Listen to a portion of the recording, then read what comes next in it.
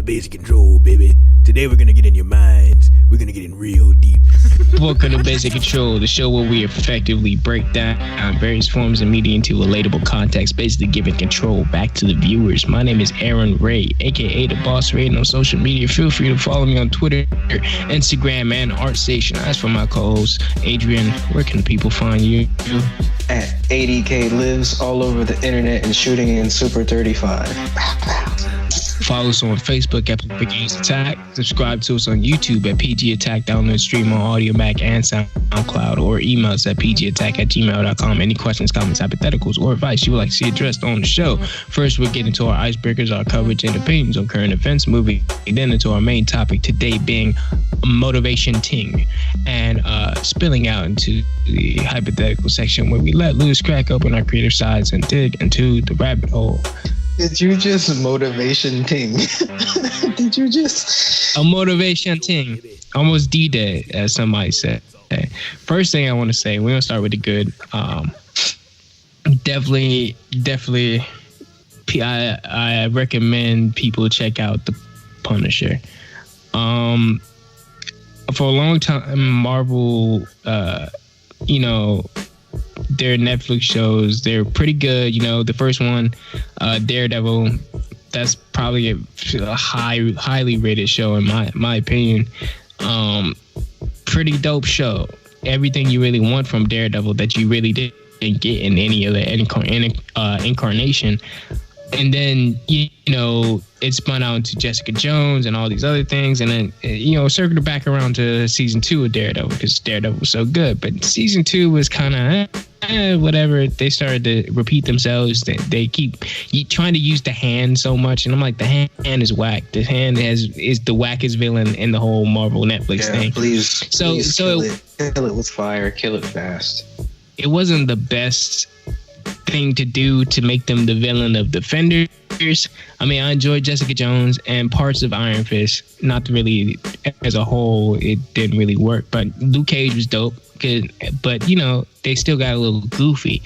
Now, like I said, season 2 of Daredevil was pretty good. But they had the hand, you had the Punisher show up, and people was like, okay, well, the Punisher can't really be the main villain for the series because he's kind of a hero or anti-hero, as some people might say. So like you introduced this dude in the show, and people was like, all right, well, this is a good series, but can we see more Punisher? So when the Punisher got a spinoff, he was like, well, I don't even know what he can do. But like I said, I'm gonna have to tell you right now, everything you've seen from Marvel Netflix up till the Punisher, apart from Daredevil season 1, does not compare to the Punisher. The Punisher is the second best, well, actually the best Marvel Netflix series. It's just that good. Like it's a crazy show. Because I mean, Daredevil season 1 was special. Like it's really special, and then everything after that was just trying to fit into like a certain mode. And I'll give it to him. Daredevil season 2 was kind of my favorite thing for a little bit. But when you look at the Punisher, you got everything you really need from his story. And like John Bernthal, like he really bring it. Like there's really nobody else I could see being the Punisher after this dude. Because there's something about how Southern he is and like the way he do things. And there's even like, I think they had a villain problem in Defenders, and they had a villain problem in Daredevil and all these other series. But like in this, you build up your villains, you build up what he's facing and what's going on. But your main focus is him and the supporting cast. And even the day players, even like the people who pop in for like one episode or two, they still bring it. I was like, why are you trying to elicit these like crazy emotions from me? So yeah, and long story short, check out The Punisher. That joint fire. So this is based on Punisher stuff. You're not going to see the hand. You're not going to see like nothing connecting anything else. Nah, it's just still nothing with crazy. Punisher. I really want my Moon Knight show. I wish I was a director because I would love to direct the Moon Knight show. But writing it would be awesome too. I'd love Moon Knight. Give me a Moon Knight show, please. I think Moon Knight's in the works. Daredevil / Legion-esque sort of thing with his mental disability. And Moon Knight has this very specific ailment that he believes that he is the warrior for the moon god Khonshu. And Khonshu is an Egyptian god that may or may not exist in Mark Spector's psyche. Now he goes through different jobs. Sometimes he's like a assassin or like a bodyguard. Sometimes he's an actor, which is his main profession. He's an actor. He went on to become a film director or something in some of his latest stuff. Then in the Warren Ellis, please read the Warren Ellis. It's some really good comics. 2016, 2015 Moon Knight. He is this sort of vigilante that rides around in this limo solving these cold cases and stuff. It all plays with this dynamic. Whether or not Mark Spector is sane, is he really crazy or is he like really the avatar for the god Khonshu? So it's just really good story that comes out of that for me. So you don't have no powers. He has no powers. That mind you, yeah, he has no powers. Seemed like he was more like a Jim Corrigan. Nah, they did play around with some of that at one point in time, but the whole shtick with him is whether or not he's really crazy or not. Is Khonshu real? The Khonshu takes over other people in the story. Like, the shit is madness. It's a psychological madness. Freud would love that. Somebody was mentioning the other day that since we already have quote unquote phase 1 of the Marvel Netflix series, Punisher is sort of the new beginning. So you can have Punisher as one series, then you get Blade as another series, and I could see a Moon Knight as your third, but I think to round it out so we have more females involved, I could see a She-Hulk series. She gets a transfusion from the Hulk, blah blah blah, and there you go. There's a whole team of street level Avengers that they haven't used yet that actually form a team, like Moon Knight, Punisher. You got Blade, you got She-Hulk, you got I don't know. There's a lot of characters in that vein. Elektra could probably have her own show. There's people who are involved in that fucking hand shit that could come out. We still haven't gotten our Daughters of the Dragon show. I read an article that this girl wrote saying that the Punisher is basically, she was on some social justice shit, and she was like, don't watch the Punisher because they're killing people and we don't need this right now in 2017. It's too much. Like, she was going in on some social justice shit, man, and I was just like, man, she was like the character was made 2 days ago and not in 1940, whatever. Well, you want to know the kicker, though? That's a part of the narrative of what's going on in the Punisher. It's sort of like, the disgruntled military protests, all of that. All of that's a part of the story. The story is mostly about PTSD. It deals with subjects like dealing with our society right now, where like everybody's obsessed with exposing people and obsessed with like cases and things. And you get people like Christopher Dorner and some of the other shooters and domestic terrorists who think that they're trying to fix the country by doing like really bad things. And then you have the other people on the other side of that, the government people who really want to take advantage of the small guy. So like you have both levels of that, and you have the Punisher just thrown into that mix. That might be that definitely sounds interesting. So I'm gonna check it out for sure. I'm with that. Punisher. Your boy Jaden, aka SYRE, he done dropped it. He done dropped his tape, and I gotta say, it's probably gonna shut some people up. Cause and here's the thing, you get an artist like SZA, right?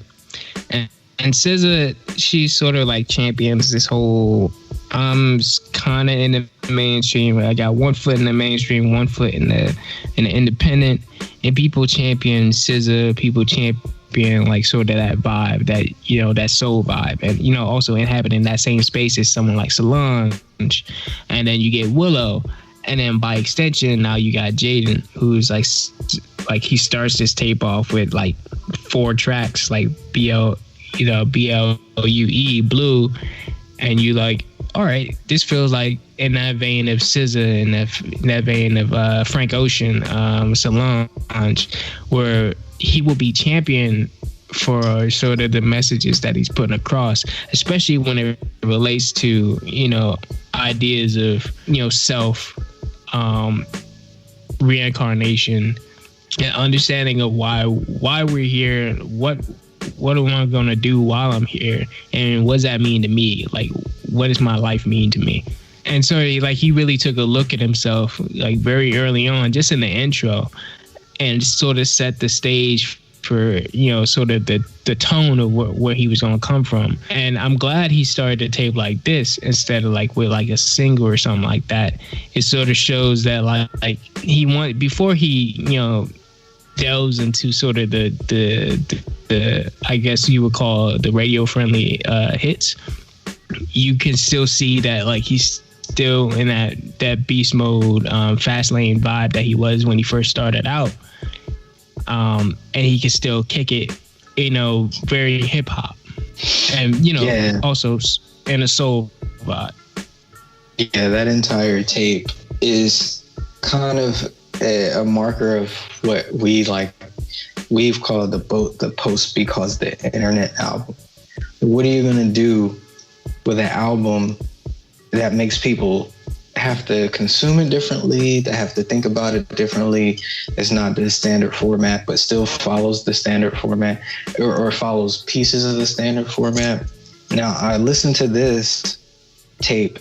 Mind you, Willow, his sister, dropped an album or project maybe 2 or 3 weeks ago called Boy. And I listened to her entire project, and I was like, okay, this is on some Solange / SZA / backpacky singer shit. And it's a really interesting tape, but you get to hear their consciousness, and you can tell whoever they're fucking around, whoever the people they're around, are on some next level shit. Or we all know all the memes and shit about Jaden.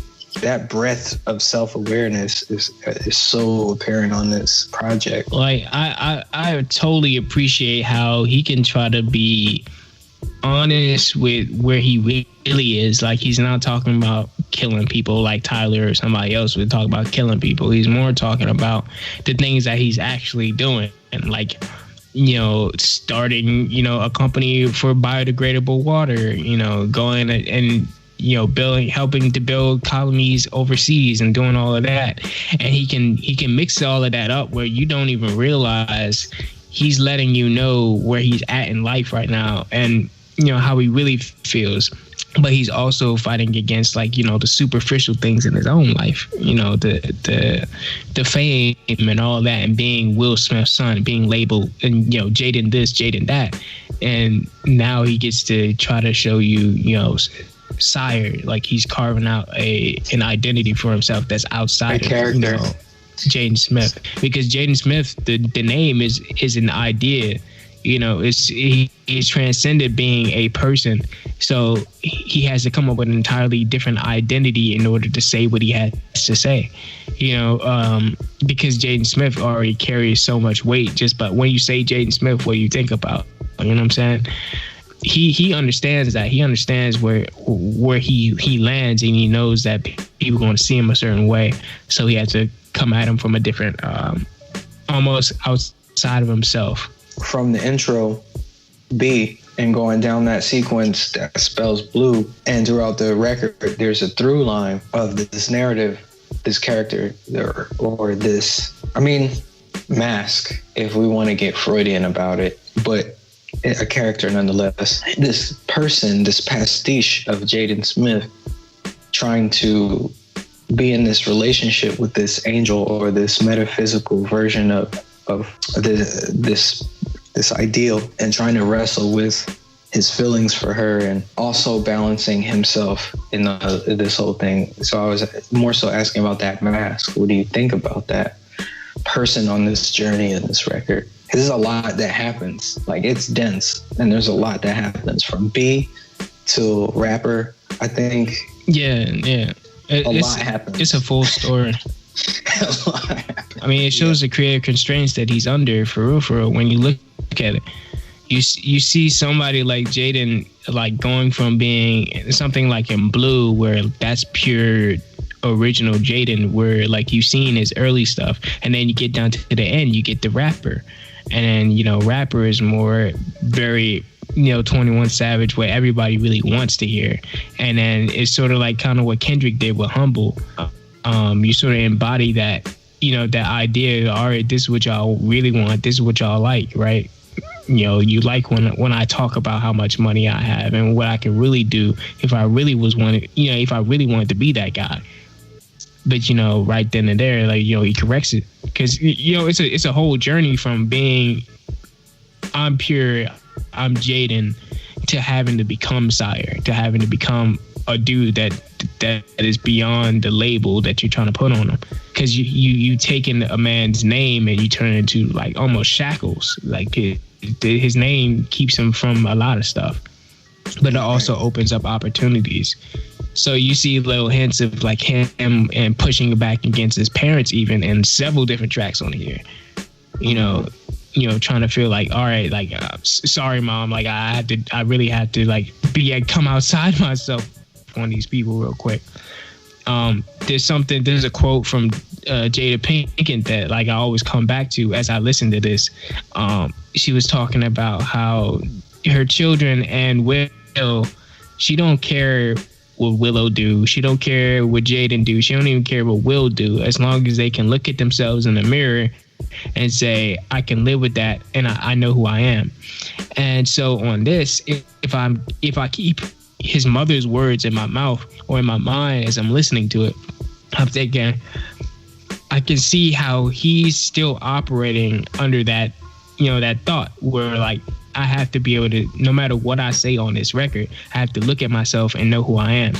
Yeah, I can see that. Creatively, I like the process on this tape, because the whole first half of the tape, or the whole first half of the project, is this whole post because of the internet. He's definitely the boy that Donald was talking about. Hey, there's no question. Absolutely. And you get this whole journey with him, and then the bottom half of the project is bangers, and it's just him snapping. And I like that structure, putting all the singles and the best stuff, not best stuff, but all the hype, high energy things, contemporary things at the bottom of the track list. There was something pure about that structure. Yeah. Production wise, when you think about how soft it is and how like pure to himself and the expression that he began with in the beginning, and then you look at that joke at the end of E, when he's talking about, okay, he doesn't even know he's dead, or like that, you know, this version of Jaden Smith has to die in order to, you know, be reborn. You know, you have to be reincarnated as something else, you know. And then he's constantly throughout the entire tape mentioning reincarnation. It's like he has to become something else in order to, like, you know, I guess so he can feel better about, you know, operating. It's very interesting in that he, even for us, we've been talking about this, a through line on the show, how you have to be, or it feels like you have to become somebody different on your journey to being who you ultimately will become. So it's like not just a metamorphosis, but it's an entire persona, it's an entire mask. There's an entirely different person that you have to learn how to be and grow into being. He definitely exceeded my expectations. From the minute I turned on the tape, man, I was just hyped. We can move on, yeah, to our main topic, the motivation thing. I'm noticing, and I think we discussed this a little bit yesterday, but I'm noticing a lot of us have a little bit trouble getting out of bed, you know, every day. And like, oh wow, another day of this, and like, where do I start? How do I begin something? How do I end it? Right now, to get a little personal, somebody in my life is, trying to quit smoking, and like it's tough, it's hard, and you go through withdrawals, and you have medicines and all these things that can try to help you, but ultimately none of that stuff will work unless you yourself can motivate yourself to get out of the bed and make something happen, because it's all dependent on you, right? It's all dependent on your own feelings. Like I said, once you put the power back into your own hands, then it's on you. It's not the medicines, it's not none of that. All of that's done for you. The only thing left now is your mind state. And I think a lot of us have a lot of mind states where we kind of don't want to get up. We don't want to get out of the bed. We don't want to work. And we don't want to try to motivate ourselves, because we can't get motivated. We can't find a reason to do work, you know what I'm saying? And I feel a little bit of it sometimes. They call it artist block. I think artist block is kind of a stupid term for that. But sometimes I draw and I suck bad. Like, I didn't even go to school for this. Like, I'll draw and I get frustrated because I'm like, man, this is upsetting. I went to school for this. I did time for this. I'm an OG.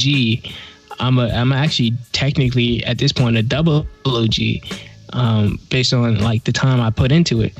So I shouldn't be having these feelings. I shouldn't be having these these moments where I suck, and I shouldn't suck. And so that can get me down. I could be demotivated by even failing my expectations for myself. And I think that's true for like a lot of different stuff. But motivation for real is one of those things where if you don't have it, you look for it in kind of the wrong places. Like, you look for it, let's call it validation. And you try to get that motivation thing from like anybody or anything. Like, you're like okay, I'll be good once I have X.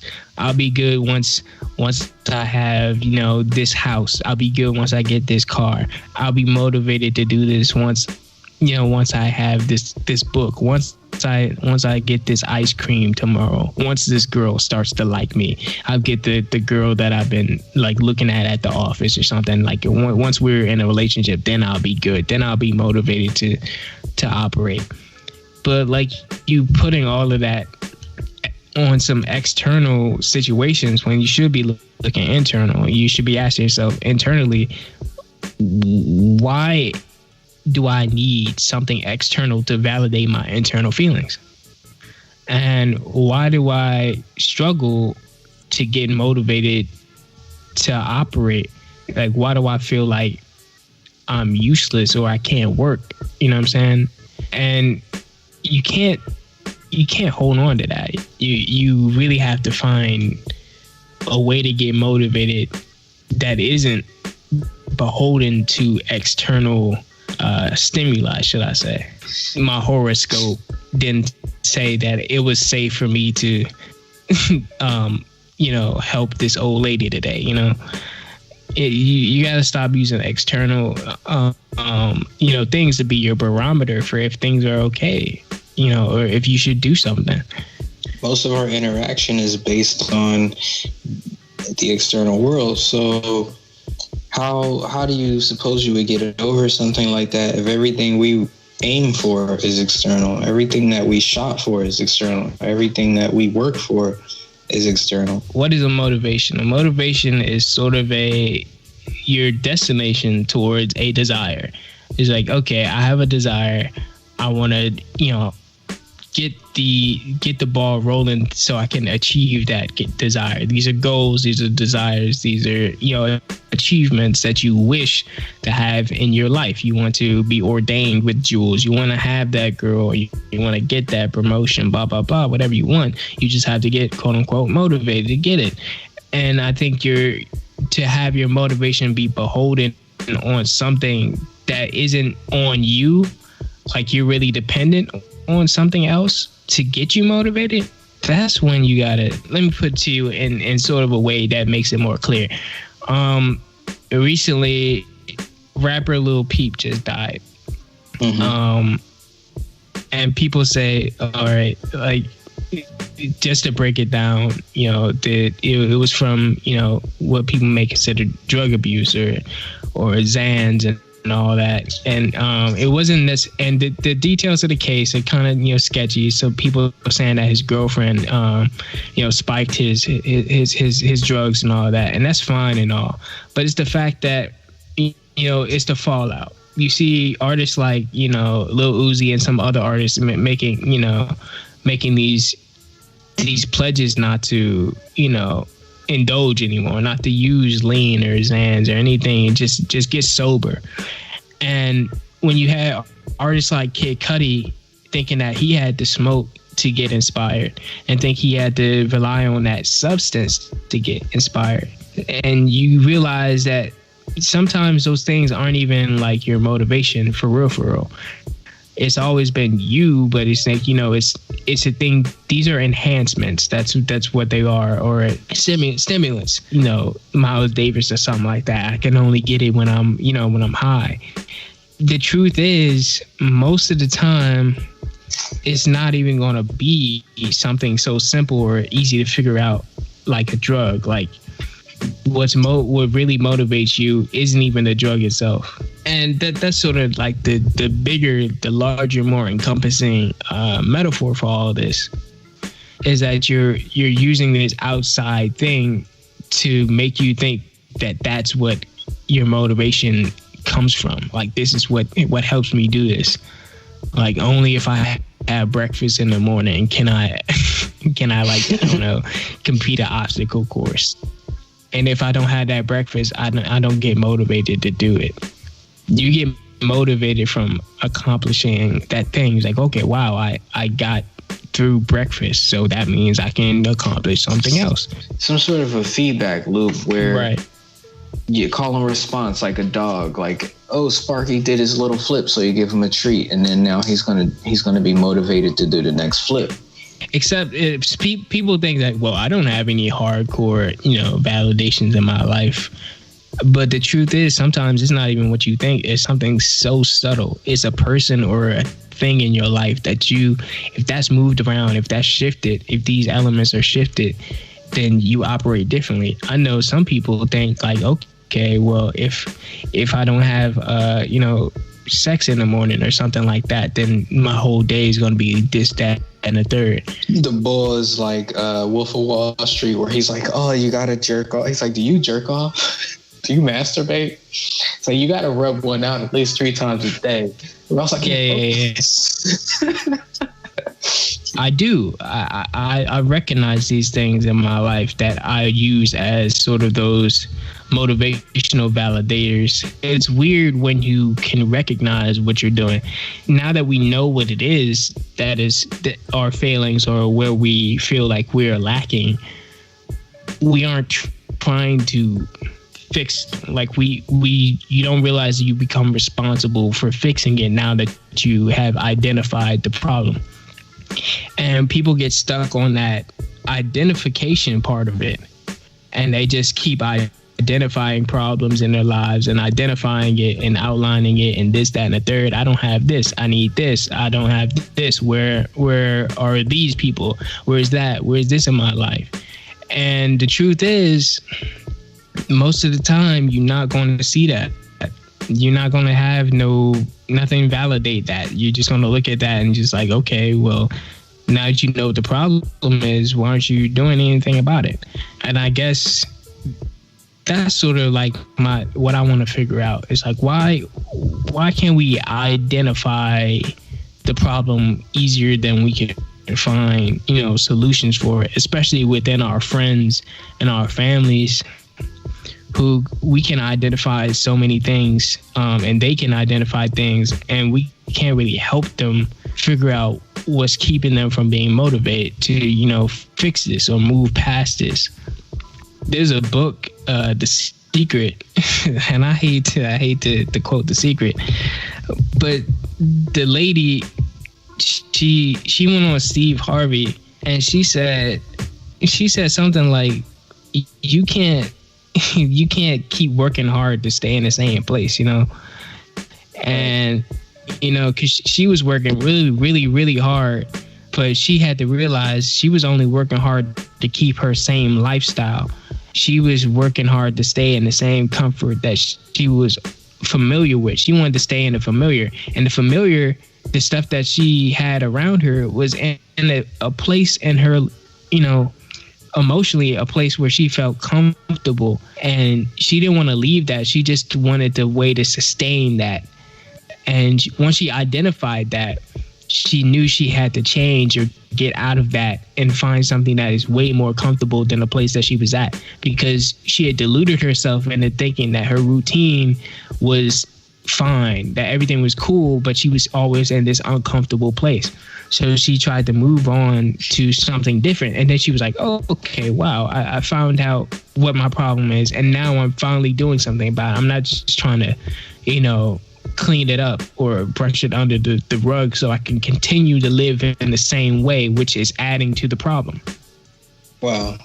That makes me think about SYRE too. Because his motivations on the album, what I was talking about in the beginning, where he's like this girl and he's trying to go and find this girl, and he flew up to the sky and try to get with this angel, this girl. And for a long time, we always try to find, especially guys, we look for like women as motivation or power, money, things like that.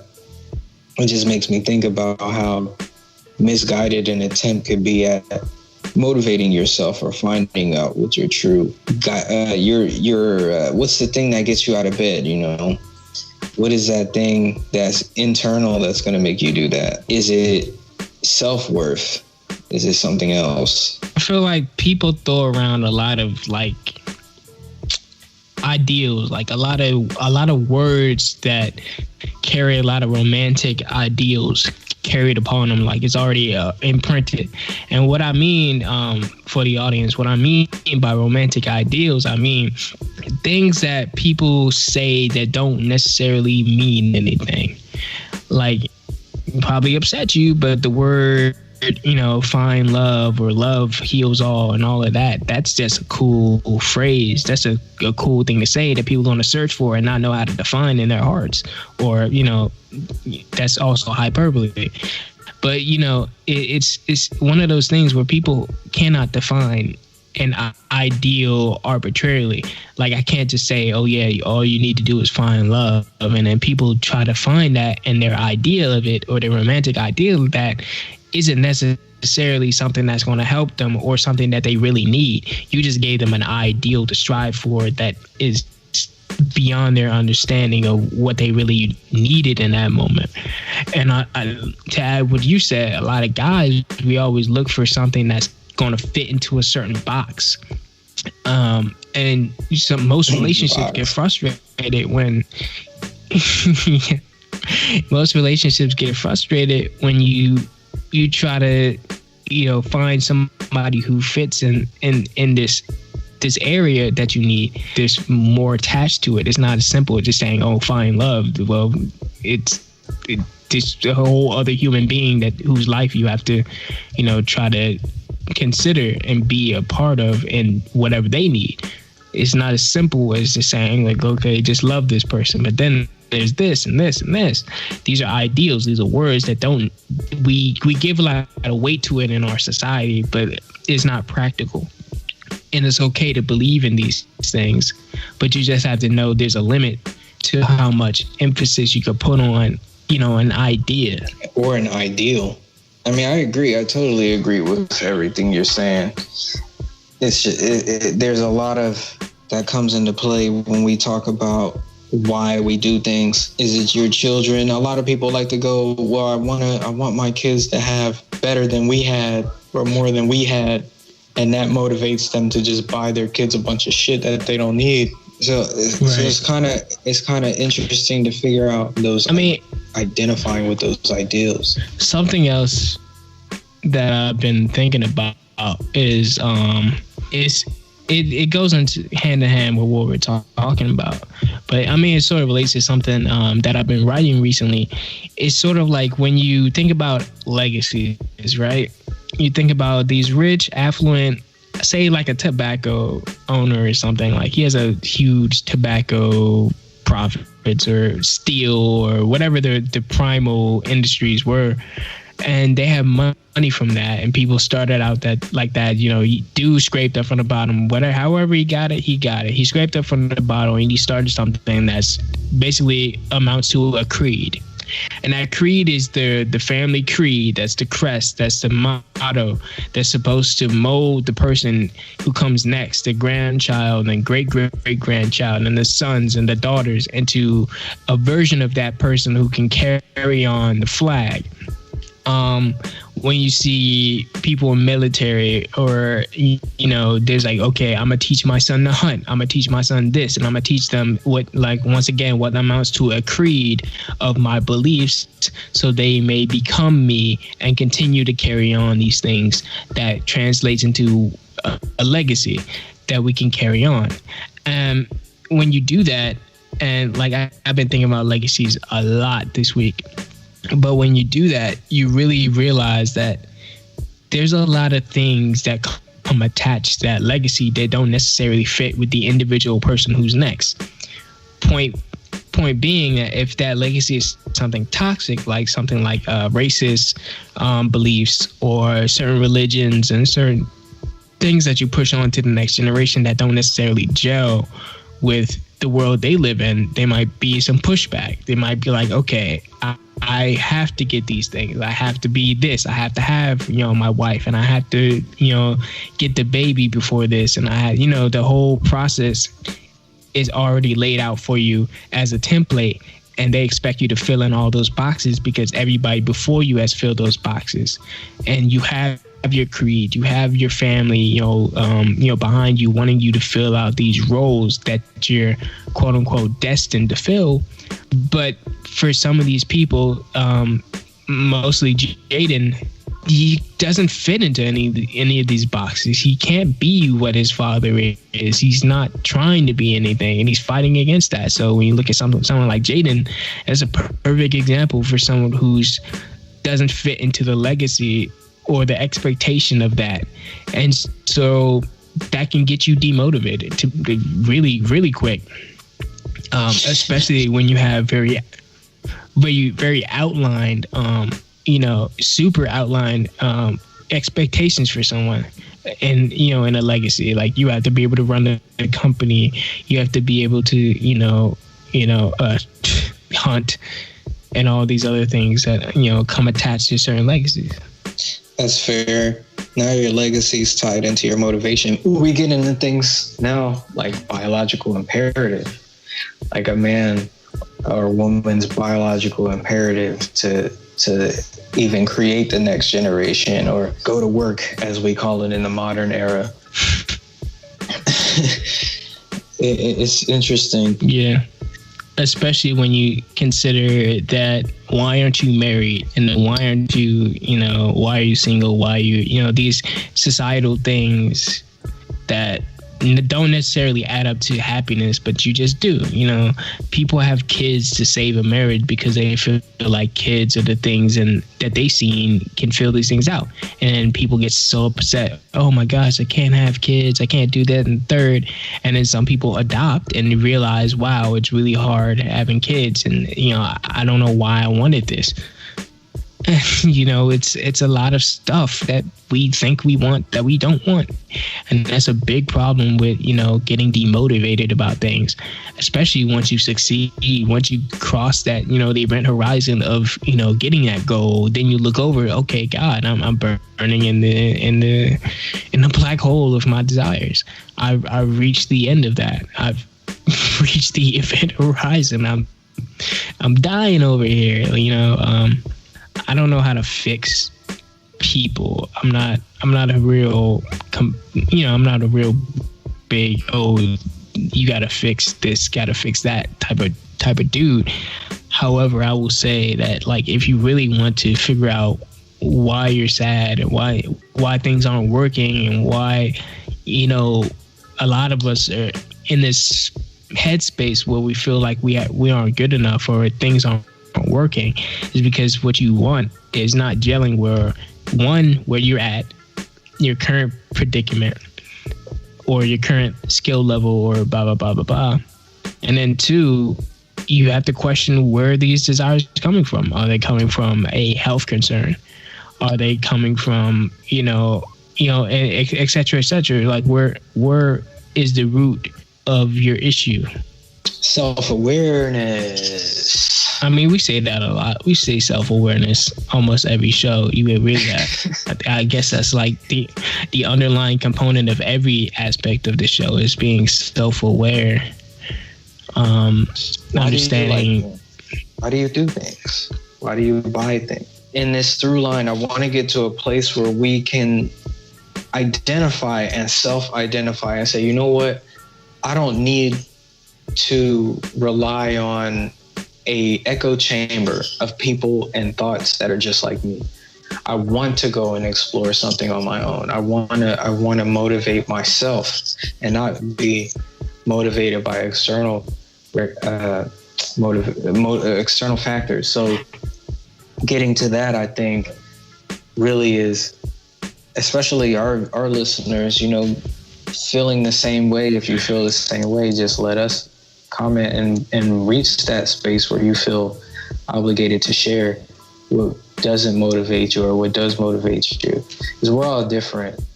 Like I said, I just want to get to that space where we can open the dialogue. I think is the biggest thing, the self-awareness. That motivation thing, it makes you sing. It's hard. Well, real quick, like, you can't. Let me ask you then, because we didn't get. Are there some things that demotivate you? Oh, definitely. Like I said, sometimes I feel like I suck, and I feel like I have a lot of things that I can do, but sometimes I don't feel like I have all the time to do it. And so when I'm unable to accomplish something, I can get demotivated, especially when like I'm alone in that task where I don't have anybody else to like, you know, help me out in that.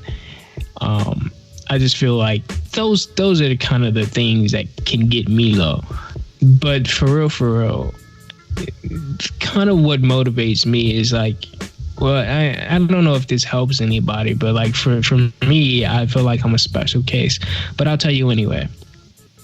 For me, when I'm able to sit down and think, why did I get into this in the first place? Why did I start, I don't know, drawing? Why did I start wanting to make videos or run a business and all these other things that I'm doing? Why did I feel like those things were necessary?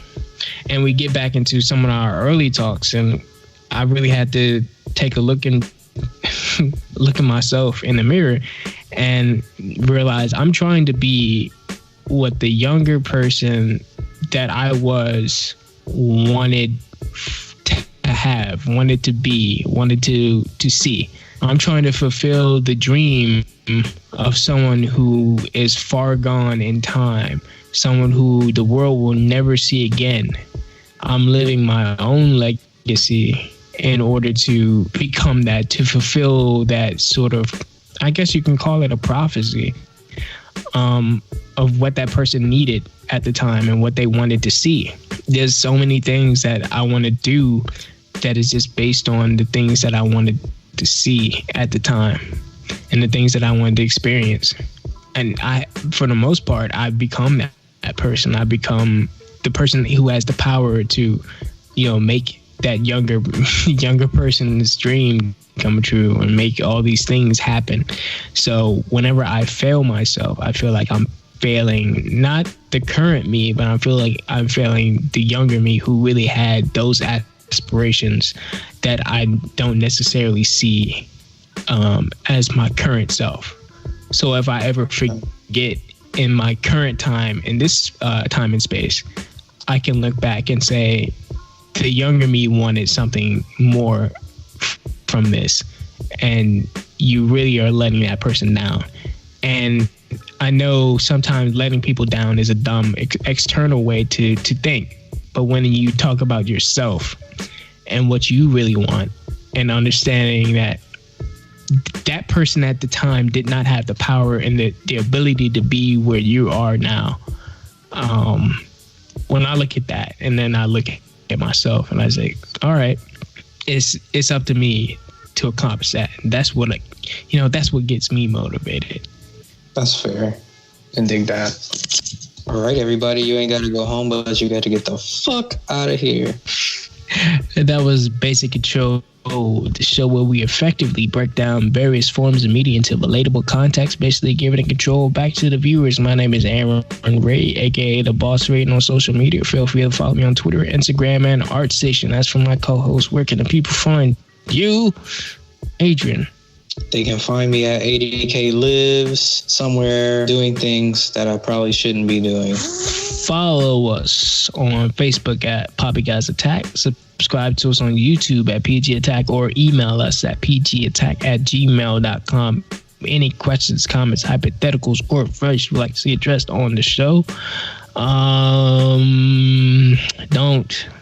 Like I said, I think I'm a special case. I don't know if my certain case applies to you. I don't know if you ever think about your younger self or what you really, really, really desired in the world and what really makes you feel safe in the world. But just chase the right thing and make sure you're chasing the right thing. And if you ever get demotivated, don't look to other people to help you out. You really have to figure that out for yourself. People can get real low and then try to put it, all the help on, and, everybody else to help you out. But like, you really have to figure that out for yourself. It's because nobody can tell you how to be happy. And if somebody can tell you how to be happy, that's not your happiness. That's somebody else, Nope. I don't know. That's just my message.